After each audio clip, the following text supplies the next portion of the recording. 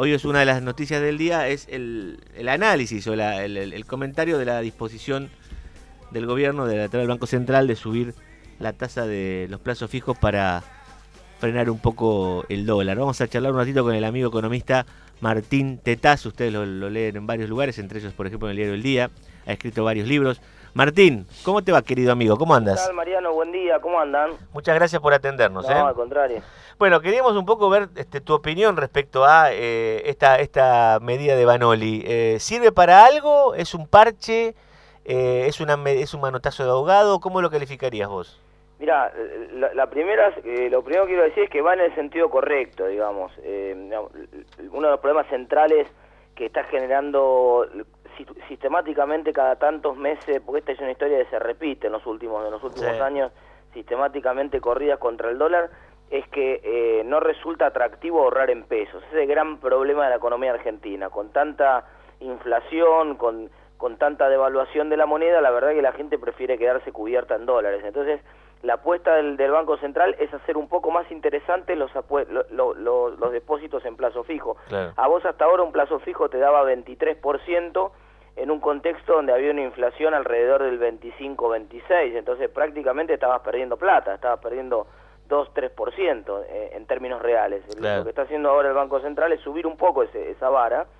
Te van a dar 26% por los depósitos en plazo fijo, y entonces, de alguna manera, todos estos plazos fijos se estaban venciendo ahora y que la gente decía, no lo renuevo, me voy a comprar dólares, la intención es retenerlo. Pero, Mariano, dicho esto, si no se resuelve el problema de fondo, que es el problema de la inflación y el problema de la enorme emisión de billetes que hay, la verdad que esto va a ser pan para hoy, hambre para mañana. Dentro de 2 meses hay que subir de vuelta la tasa. Claro, lo que pasa es que es como, lo hemos hablado muchas veces con vos en otra radio, es como un círculo, ¿no? Porque vos, como la emisión la frenás si dejás de emitir, pero no podés dejar de emitir porque tenés que cubrir el déficit. Entonces, si no cubrís el déficit, está en otro quilombo. Es todo una rueda. No, bueno, lo que pasa es que eso tiene que ver básicamente con un problema de gasto también, ¿no? Sí, claro. Y hay algunas correcciones que hay que hacer, que lo que pasa es que estamos en año político, no la van a hacer, pero, digamos, el famoso tema de los subsidios que hemos hablado muchas veces, genera que son subsidios encima que no son subsidios como la asignación universal por hijo, todo lo contrario, la mayoría,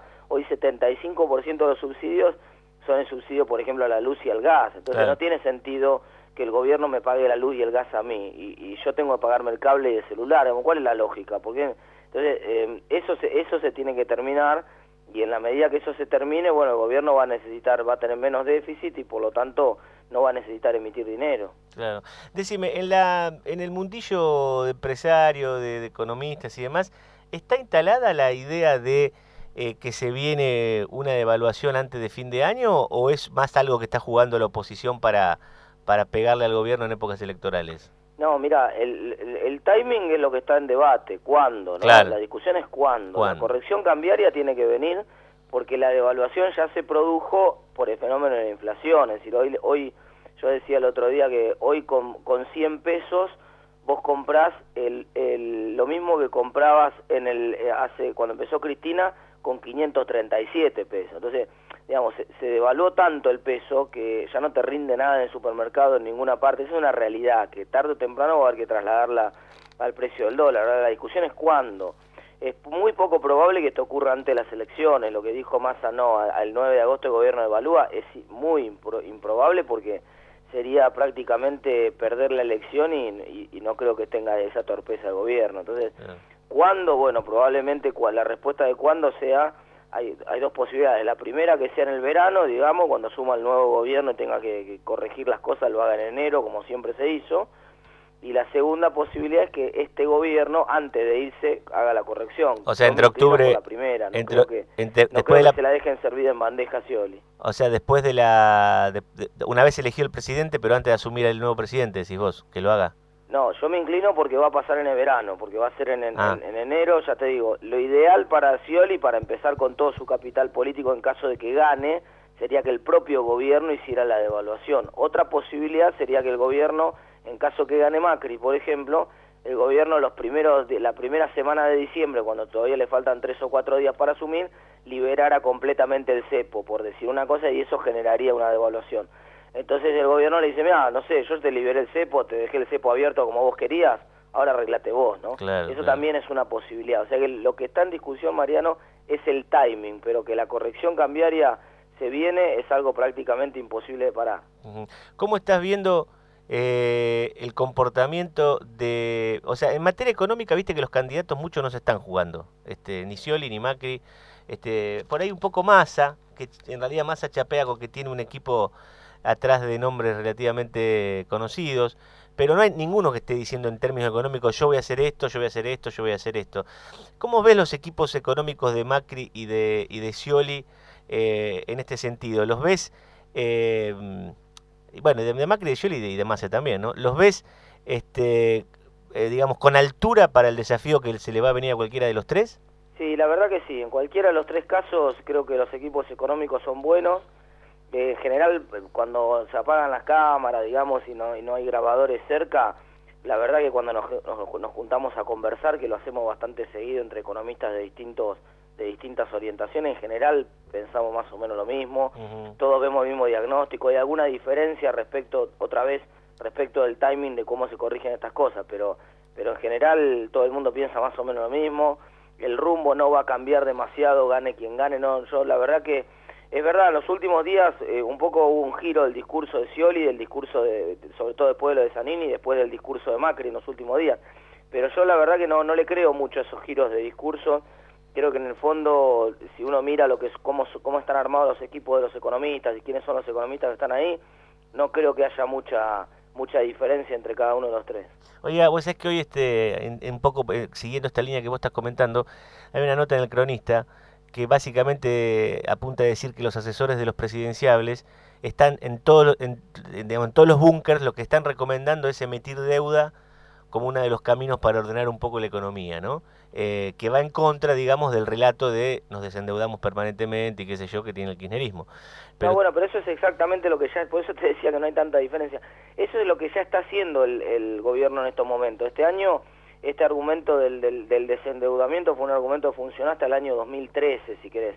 Desde el año pasado y sobre todo este año, la emisión de deuda ha sido brutal. Mirá, ayer nomás acaba de hacer una colocación el gobierno de 5.000 millones de pesos, lleva colocados casi 50.000 millones de pesos de deuda en lo que va del año, lleva colocado deuda en dólares afuera también, a través de YPF y a través del propio gobierno. Entonces la verdad que un poco la apuesta esa del gobierno estuvo y todos coinciden que esa es la manera de hacer la transición para recuperar el crecimiento, que vengan las inversiones y que vengan los dólares antes de tener que empezar a emitir, ¿no? Que es lo que todo el mundo trata de evitar para frenar la inflación. Claro. Pero cuando decimos emitir títulos públicos, en dólares estamos hablando, ¿no? ¿O en pesos? Los 50.000 que te estoy diciendo los emitieron en pesos. En pesos, bien. Pero a una tasa del 30%, es una tasa más alta que la tasa de devaluación y más alta que la tasa de inflación. Claro. Los de YPF y los otros 1.800 que consiguió el gobierno hace un par de meses atrás fueron en dólares. O sea, está creciendo todo. Está creciendo la deuda en dólares, la deuda en pesos, y no nos olvidemos de la deuda en yenes que tenemos con el banco, con los chinos. Hoy hay 7.000 millones de dólares de las reservas argentinas, que en realidad son yuanes chinos. Si vos sacás eso de la cuenta, estamos en la lona. Entonces, ha habido un creciente, esos yenes hay que devolverlos el año que viene. Claro. Entonces, son 7.000 millones de dólares. Entonces, digamos, hay una situación de deuda. Está bien, Argentina venía una situación relativamente holgada, por eso no hay preocupación en eso, pero lo que te quiero decir es que todo el mundo, no es que los que están discutiendo qué van a hacer lo que asuman en diciembre, ya lo está haciendo el gobierno ahora. Decime, ¿me parece a mí o el gobierno que venga no va a tener la suerte de que el tema soja, el tema granos en el mundo va a estar tan elevado como supo tener en una buena época el kirchnerismo? El tema commodities en general, pero me refiero a lo del campo porque son lo que más manejamos nosotros. Mira, es verdad que no va a tener el promedio de precios que tuvo el gobierno anterior, pero tampoco va a tener los precios que hubo en la década del 90. Entonces va a tener, para que vos te des una idea a número grueso, ¿no? En la década del 90 la soja estaba entre los 150 y los 200 dólares por tonelada. En la última década estuvo alrededor de 500 y ahora está acomodándose en 370.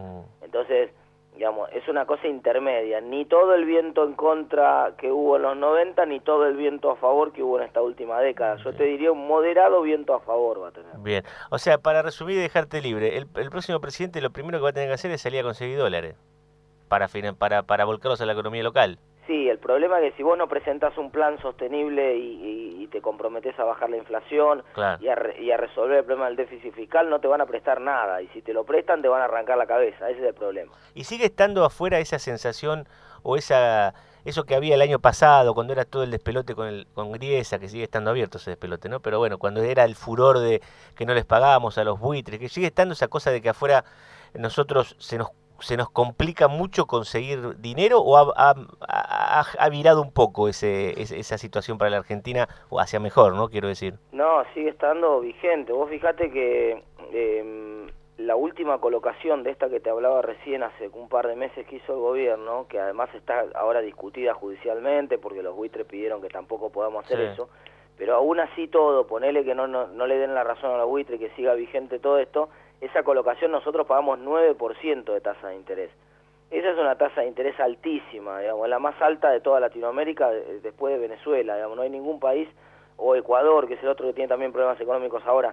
Los países de la región se están endeudando al 3, 4, 5%, la verdad que 9 es prácticamente el doble de lo que están pagando los otros países, y eso tiene que ver con las dificultades para acceder a crédito. Claro, claro. Ahora, y con esto te dejo, hay muy poca gente o muy pocos diarios se están ocupando del tema del vencimiento de octubre, que creo que es el 3 o el 4, es un montón de plata que va a tener que pagar la Argentina. ¿Esos dólares están? ¿Hay que sacarlos de las reservas? No, ahí metiste el dedo en la llaga, Mariano, porque ese es un tema muy delicado, son 6.000 millones que se vencen el 3 de octubre, y lo que, digamos, uno dice, hay dos posibilidades acá.